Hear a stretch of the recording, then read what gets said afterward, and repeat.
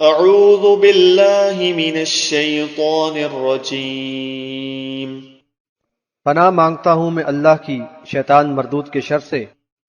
سل بنی اسرائیل کم آتیناہم من آیت بینہ ومن يبدل نعمت اللہ من بعد ما جاءته فإن اللہ شدید العقاب۔ بنی اسرائیل سے پوچھ لو کہ ہم نے ان کو کتنی روشن نشانیاں عطا کی تھیں، اور جو اللہ کی نعمت ملنے کے بعد اسے بدل ڈالے تو اللہ تعالیٰ سخت عذاب دینے والا ہے۔ حاشیہ نمبر 212۔ موسیٰ علیہ السلام کی معجزات، عصائے موسیٰ، ید بیضا اور دیگر نشانیاں جن کا قرآن میں ذکر ہے، اللہ تعالیٰ کی عظمت و قدرت اور اس کے نبی علیہ السلام کی نبوت کے واضح دلائل تھے، لیکن بنی اسرائیل نے ان کا اثر نہ لیا اور اللہ کی نافرمانی کی روش پہ جمے رہے اور اس کے قہر و غضب کو دعوت دیتے رہے۔ حاشیہ نمبر 213۔ بنی اسرائیل پر اللہ تعالیٰ کے بے شمار احسانات و انعامات ہیں، جن میں بعض کا ذکر پچھلی آیات میں ہوا ہے۔ انبیاء علیہ السلام کی بعثت، قوم فرعون سے نجات، من و سلوہ کا نزول، پانی کے چشموں کا جاری ہونا، ان میں ملوکیت و اقتدار اور اقوام عالم میں ان کی فضیلت۔ الغرض ان کی تاریخ ان واقعات سے بھری ہوئی ہے، ان کو برابر متنبع کیا جاتا رہا۔ اگر تم شکر گزاری کرو گے تو میں نعمتوں میں اضافہ کرتا رہوں گا، لیکن اگر تم نے کفر کیا تو میرا عذاب بھی شدید ہے۔ بحوالہ سورہ ابراہیم آیت نمبر 7۔ بنی اسرائیل نے ہمیشہ اللہ تعالیٰ کی نعمتوں کی ناقدری کی اور عذاب الہی کو دعوت دی۔ قرآن میں متعدد مقامات پر ان واقعات کا ذکر ہے۔ اب جبکہ بنی اسرائیل کو اس فضیلت کے منصب سے معزول کر کے نبی صلی اللہ علیہ وسلم پر ایمان لانے والوں کو اس پر فائز کیا گیا ہے، تو ان کو بنی اسرائیل کی تاریخ سے سبق حاصل کرنے کی تلقین کی گئی ہے۔ زُيِّنَ لِلَّذِينَ كَفَرُوا الْحَيَاةُ الدُّنْيَا وَيَسْخَرُونَ مِنَ الَّذِينَ آمَنُوا وَالَّذِينَ اتَّقَوْا فَوْقَهُمْ يَوْمَ الْقِيَامَةِ وَاللَّهُ يَرْزُقُ مَن يَشَاءُ بِغَيْرِ حِسَابٍ۔ کافروں کے لیے دنیا کی زندگی کو خوشنما بنا دیا گیا ہے اور وہ ایمان والوں سے تمسخر کرتے ہیں، لیکن متقی قیامت کے روز ان سے اوپر ہوں گے۔ اللہ جس کو چاہتا ہے بے حساب رزق دیتا ہے۔ حاشیہ نمبر 214۔ کافر کی زندگی کا مقصد دنیا ہی دنیا ہے، وہ اسی کے پیچھے لگا رہتا ہے، حرام و حلال سے بے پرواہ ہو کر مال و زر کے پیچھے ہی دوڑتا رہتا ہے۔ دنیا کی رنگینی و دل فریبی اس کے قلب و ذہن پر چھائی رہتی ہے اور اس کی عارضی بہاروں میں گم ہو کر وہ آخرت کو فراموش کیے رہتا ہے۔ اس کے برعکس فکر آخرت رکھنے والے مومن کی نظر میں آخرت کی کامیابی کا حصول ہی زندگی کا مقصد ہے۔ وہ محنت مزدوری کر کے اپنے معاش کا بندوبست کرتا ہے، شریعت کی حدود و قیود کا پورا خیال رکھتا ہے اور قلیل معاش پر بھی قناعت و شکر گزاری کی روش اختیار کر کے دینی کاوشوں میں سرگرم رہتا ہے۔ وہ رسول اللہ صلی اللہ علیہ وسلم کے فرمان الدنیا سجن المؤمن و جنت الکافر، یعنی دنیا مومن کا قید خانہ اور کافر کی جنت ہے، بحوالہ مسلم، بحوالہ مشکات، کتاب الرقاق کو ہمیشہ پیش نظر رکھتا ہے اور دینی کاوشوں میں بڑھ چڑھ کر حصہ لیتا ہے، لیکن کافر اپنے انجام سے آنکھیں بند کیے مال و زر کے پیچھے دیوانہ وار دوڑتا رہتا ہے۔ اللہ تعالیٰ اس کو یہ متاع دنیا عطا فرما دیتا ہے تو اور زیادہ پھول جاتا ہے، مال و دولت کی کثرت اور عیش و عشرت کے نشے میں اترانے لگتا ہے، اور فخر و غرور کے ساتھ آخرت کی فکر رکھنے والے اور اس کے لیے سعی و جہد کرنے والے پرہیزگار مومنوں کا مذاق اڑاتا ہے۔ کیا وہ نہیں جانتا کہ اس نے تو آخرت برباد کر کے دنیا حاصل کی ہے، وہاں یہ تہیہ دامہ اور رسوا ہوگا، اور مومن و متقی جس نے دنیا کی قربانی دے کر آخرت کی فصل تیار کی ہے وہ وہاں کامیاب اور سرخرو ہوگا۔ حاشیہ نمبر 215۔ اللہ تعالیٰ دنیا میں تو کافر و مشرک اور باغی و سرکش کو بھی بے حساب رزق عطا فرماتا ہے، لیکن یہ عارضی متاع قلیل ہے، دائمی فلاح سے تو مومن پرہیزگاروں کو آخرت میں ہی نوازا جائے گا۔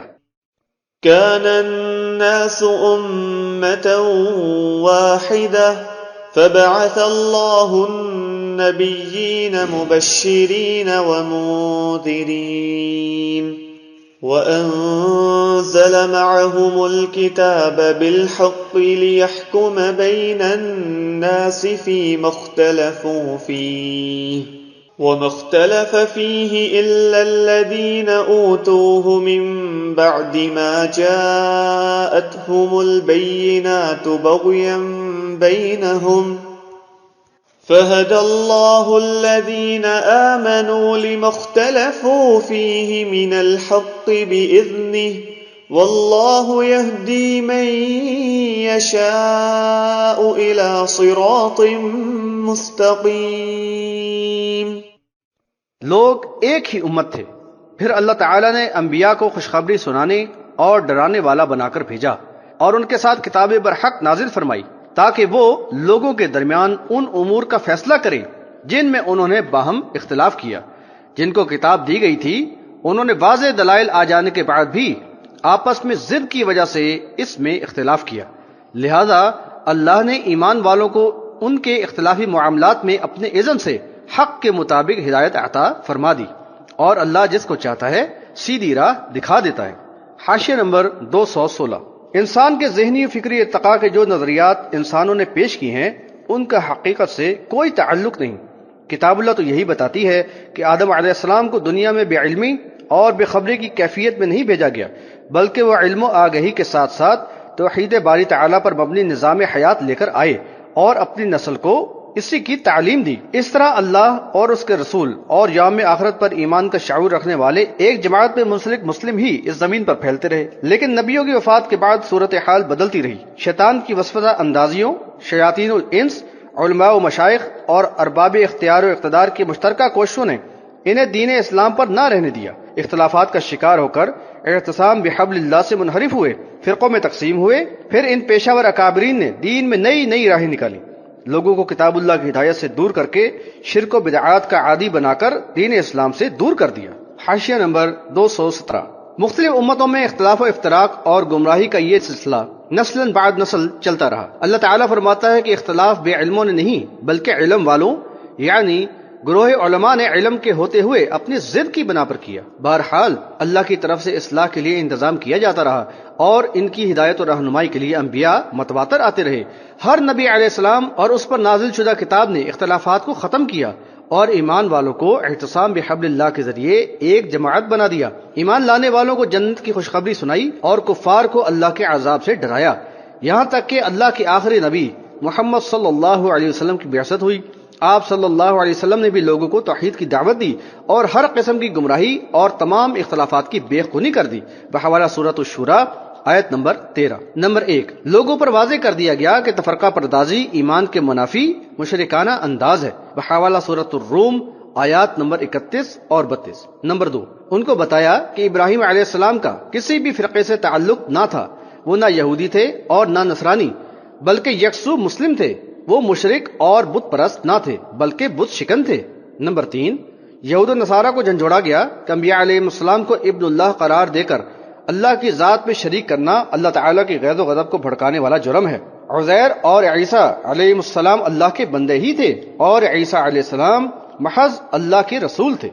نمبر 4، یہودیوں کو واضح کر دیا گیا کہ تم نہ عیسیٰ علیہ السلام کو قتل کر سکے اور نہ سولی پر چڑھا سکے، بلکہ اللہ تعالیٰ نے انہیں اپنے پاس اٹھا لیا۔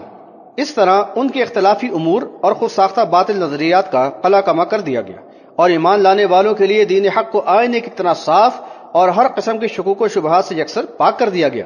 حاشیہ نمبر 218۔ یہاں پھر یہ حقیقت واضح کی گئی ہے کہ یہود و نصارہ اور ان کے علماء و مشائخ یا ان سے پہلے کے لوگ جن کے پاس اللہ کی کتاب موجود تھی وہ تفرقہ پردازی کا شکار اس لیے نہیں ہوئے کہ ان کے پاس واضح دلائل نہ تھے، بلکہ کتاب اللہ کی ہدایت کا علم ہوتے ہوئے بھی انہوں نے اختلاف برائے اختلاف کی روش اپنائی اور گروہ علماء نے کتاب کا علم ہونے کے باوجود باہم بغض و عناد اور دنیاوی مفادات کی خاطر تفرقہ پردازی کی اور رائے حق سے منحرف ہو گئے، بحوالہ سورۃ الشورى آیت نمبر 14۔ اس بات کو قرآن میں متعدد مقامات پر بیان کیا گیا ہے۔ اللہ تعالیٰ نے اپنے نبی محمد صلی اللہ علیہ وسلم پر کتاب ہدایت نازل فرما کر ان پیشہ وروں کے خود ساختہ اختلافات کو ختم کر دیا۔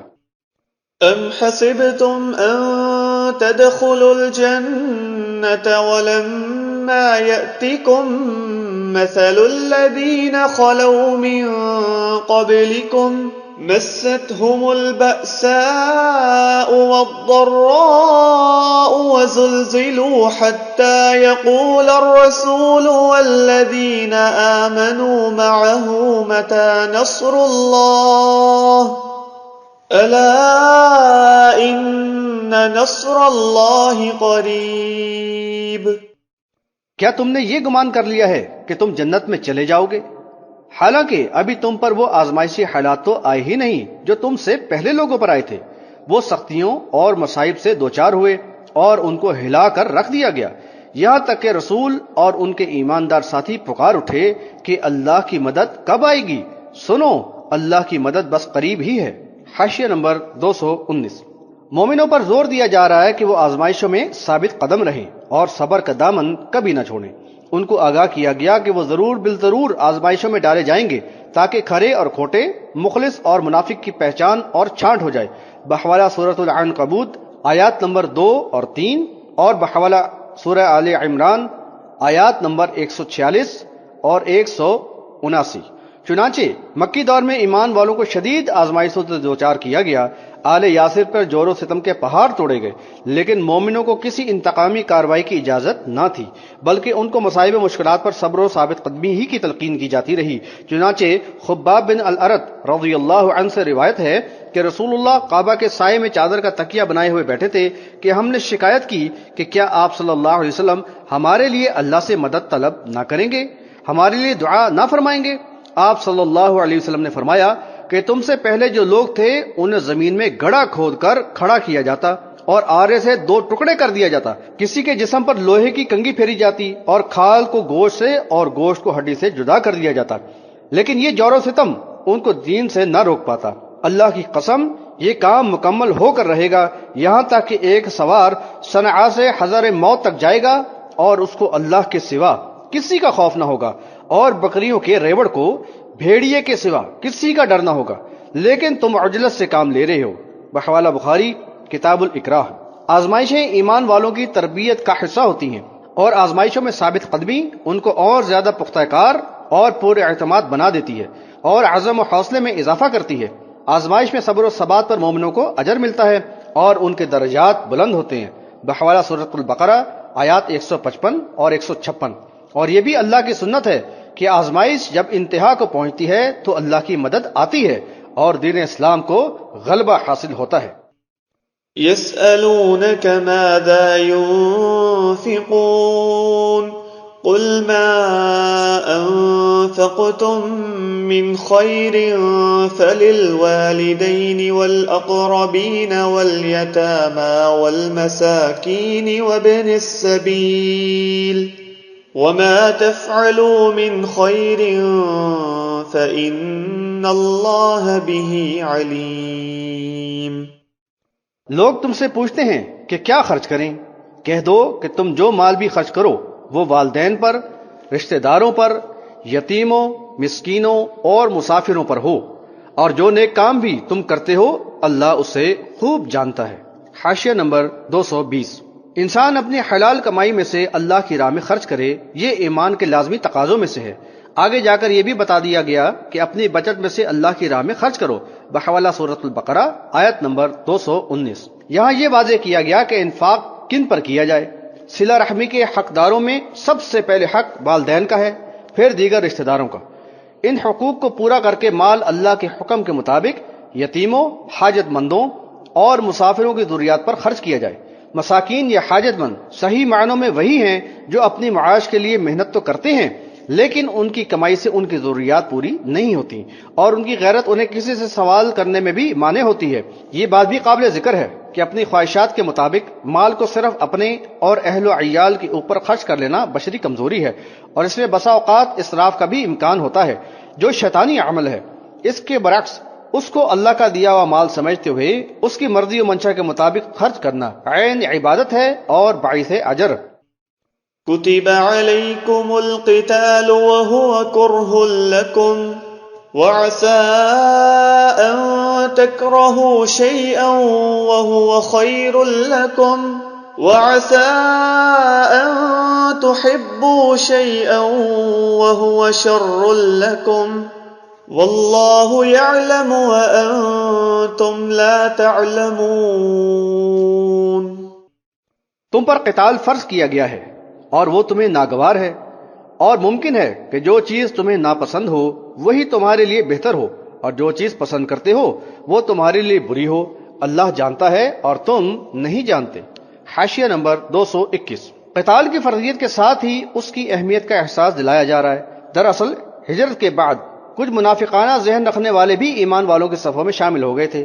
وہ پہلے تو جنگ کا مطالبہ زور و شور سے کرتے تھے، لیکن یہ حکم آنے کے بعد ان کا جوش و جذبہ سرد ہو گیا اور وہ فرار کی راہ اختیار کرتے ہوئے لوگوں میں شکوک و شبہات اور خوف و ہراس پھیلانے لگے۔ اس شیطانی کوشش کا توڑ کرتے ہوئے ایمان والوں کو متنبع کر دیا گیا کہ اب ان کی دنیاوی کامیابی و سربلندی اور اخروی فلاح کا دار و مدار اسی پر ہے کہ پورے شوق اور جذبہ اخلاص کے ساتھ اس حکم کو بجا لائیں۔ اب گھر میں بیٹھ رہنے میں خیر نہیں، جیسا کہ یہ منافق لوگوں کو ورغلاتے ہیں۔ اس کے نتیجے میں دشمنوں کا غلبہ ہوگا اور ان کی ذلت و رسوائی، اور پھر آخرت میں شدید عذاب۔ قرآن کا انداز بڑا ہی جامع اور بلیغ ہے۔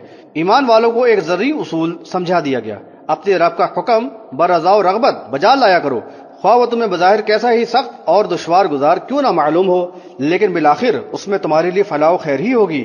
اس کے برعکس اللہ کے حکم کی نافرمانی نفس کو کتنے ہی خوش آئند معلوم ہو، لیکن اس کا انجام ہلاکت و خرابی ہی ہوگا۔ حالات و معاملات کے انجام و عواقب کا تو اللہ ہی کو علم ہے۔